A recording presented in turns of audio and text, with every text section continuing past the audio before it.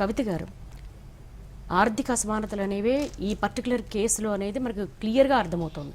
Bat అది చాలా costly, మీరన్నట్టు ఆ బ్యాటే వాడికి ప్రపంచం అని. కానీ ఒకటి తీసుకోవాలి అంటే అది సంపాదించి తీసుకోవాలని కాకుండా దొంగిలించి తీసుకోవాలి. అంటే వీళ్ళ సిమ్టమ్స్ ఎలా ఉంటాయంటారు? పిల్లలు, తల్లి చెప్తుంది మీరు సెల్ ఫోన్ చూడొద్దు, చూడొద్దురా అంటుంది.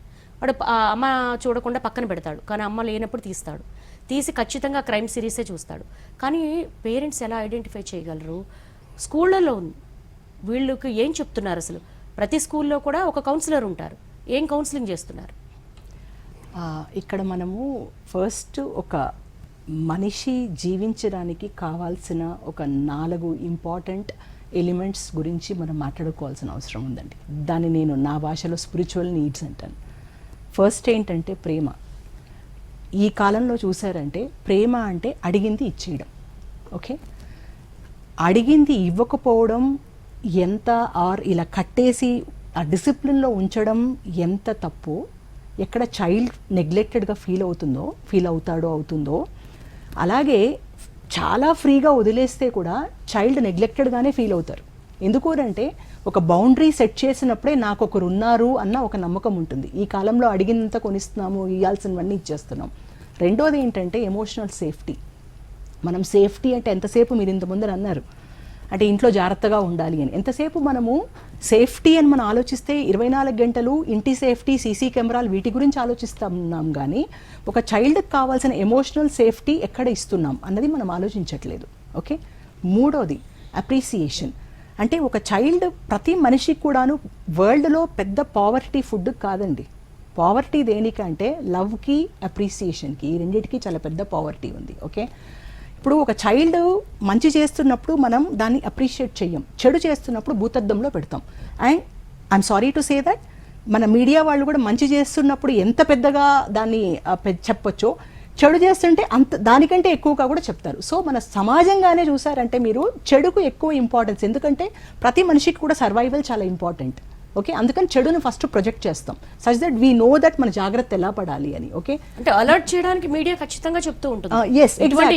ఎగ్జాక్ట్లీ, మీరు అలర్ట్ గా ఉండండి, బి అలర్ట్ అని చెప్పాలి. ఎగ్జాక్ట్లీ సో చెప్తూ ఉంటుంది. ఓకే, నాలుగోది ఏంటి అంటే యాక్సెప్టెన్స్. అంటే ఒక చైల్డ్ ఒకసారి చదవచ్చు, చదవకపోవచ్చు, బుద్ధిమంతుడుగా ఉండొచ్చు, లేకపోవచ్చు. అంటే ఈ పర్టికులర్ కేసు అని చెప్పట్లేదు, నేను జనరల్ చెప్తున్నాను. ఓకే, ఎందుకంటే మనం ఎలాంటి సమాజాన్ని సృష్టిస్తున్నాం అన్న ఆలోచించాల్సిన అవసరం ఇప్పుడు చాలా చాలా ఉంది. మనం ఇన్సిడెంట్స్ ఒకటి కాదు చూడడం. అహ్మదాబాద్లో మన జరిగిన కేసు కూడా, రీసెంట్ కేసు కూడా, it's another case, right?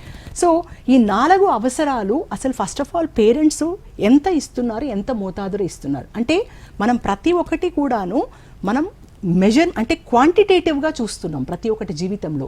Safety అంటే జాగ్రత్తగా గోడల్లో ఉన్నాడా, సీసీ కెమెరాలతో వెళ్తున్నాడా లేదు. ఎమోషనల్ సేఫ్టీ ఎలా అసెస్ చేస్తారు, రైట్? సో ఈ పర్టికులర్ చైల్డ్ చూసారు అంటే ఈ పర్టికులర్ చైల్డ్కి ఫినాన్షియల్ ఇష్యూ కన్స్ట్రెయింట్స్ ఉన్నాయి కాబట్టి బ్యాట్ కోసం వెళ్ళాడు, రేపు ఇంకో దానికోసం వెళ్తారు. నేను ఇంతకుముందు అందుకే చెప్పాను మీకు, అంటే ఒక బొమ్మ, విరిగిపోయిన బొమ్మ పోతే ఎంత బాధనో, రాజుకు రాజ్యం కోల్పోయినా అంతే బాధ. So it is how much you are connected to it, right? So ఇక్కడ మనము అతి ముఖ్యంగా ఇప్పుడు ప్రతి పేరెంట్ కూడా, ఎస్పెషల్లీ ఇప్పుడున్న పేరెంట్స్ అందరూ కూడా ఆలోచించాల్సింది ఏంటి అంటే అసలు ఎమోషనల్ ఇంటెలిజెన్స్ అన్నది వాడతాం, అది ఏంటో అన్నది ఎవరికీ తెలియదు. Nobody nose, right? Most important thing నా ఉద్దేశంలో we need to start with being in silence. అంటే యాజ్ అ స్పిరిచువల్ పర్సన్గా కూడా చెప్తున్నాను. ఎందుకు అంటే మనం ఈ ఓవర్ స్టిమ్యులేటెడ్ ఎన్వైరన్మెంట్లో ఎంతసేపు అలర్ట్నెస్ అని మనకు తెలియకుండానే మనం ఎప్పుడు కూడా సర్వైవల్ మోడ్లో ఉంటున్నాం. పెద్దవాళ్ళు కానివ్వండి, పిల్లలు కానివ్వండి. ఈ సర్వైవల్ మోడ్ నుంచి సైలెన్స్ మోడ్కి తీసుకురావాల్సిన అవసరం చాలా ఉంది. సో ఐ థింక్ ఇది సిస్టమ్ ద్వారా తీసుకొస్తామా, పాలసీ ద్వారా తీసుకొస్తామా? నాయిస్ ఎక్కువ ఉన్నప్పుడు సైలెన్స్ ఎలా వస్తుందండి? ఆ నాయిస్ లోనే అందుకే చెప్తున్నాను పాలసీ అందుకే చెప్తున్నాను. ఐ సే పాలసీ బికాస్ స్కూల్కి వెళ్ళారు అంటే it is not all the time you play, you fight, you are competitive with other child, you want to gain something. It's not that, it's being silent. అంటే నేను అనడం ఏంటంటే ఆ pause అంటే with in your self ఆ సైలెన్స్ని మనం తీసుకురావాల్సిన అవసరం ఇప్పుడు చాలా చాలా ఉంది. నేచర్తో కనెక్ట్ అవ్వాల్సిన అవసరం చాలా ఉంది. ఇప్పుడు ఎంతసేపు గ్యాడ్జెట్తో కనెక్ట్ అవుతున్నాం. Gadget is only stimulating you. మీరు ప్రతి ఒక్కటి స్కూల్ ఎన్వైరన్మెంట్లో competition is stimulating you, gadgets are stimulating you, gaming is stimulating you, web series is stimulating you. Name the environment which is not stimulating. ఇంట్లో మీరు అన్నట్టు ఒక ఆవిడ వర్క్ చేసుకొని ఇంటికి వచ్చిన తర్వాత ఆల్రెడీ అలసిపోయినారు, మనం ఇంత మాట్లాడడం ఆవిడకి చూడడం కష్టం. ఇంకొక అదర్ పర్సన్ పోనీ ఇంటెలిజెంట్గా ఉండి నేను వర్క్ చేయట్లేదు, కనీసం నేను let me take the parenting role in totality అనడానికి కూడా లేదు పరిస్థితి. మరి అలాంటి లేనప్పుడు మనం ఆ చైల్డ్ గురించి మనం ఆలోచించామంటే there is an empathy that we need to understand the child with empathy and we need to see where exactly is the problem. ఇంత ముందర I totally agree with what I mean both my panelist are talking of. ఎందుకు అంటే ఆ child a child ఇప్పుడు ఈ ప్రాబ్లంకి గురైన ఆ బ్రదర్ ఎవరు ఉన్నారో ఆ brother also needs help. Because ఇట్లా ఒకరినొకరు మనం చంపుకుంటూ వెళ్తుంటే where is an end to it. What are we creating at the end of the day? So నా ఉద్దేశంలో ఏంటంటే it is important that we look at it as a whole structure అండి.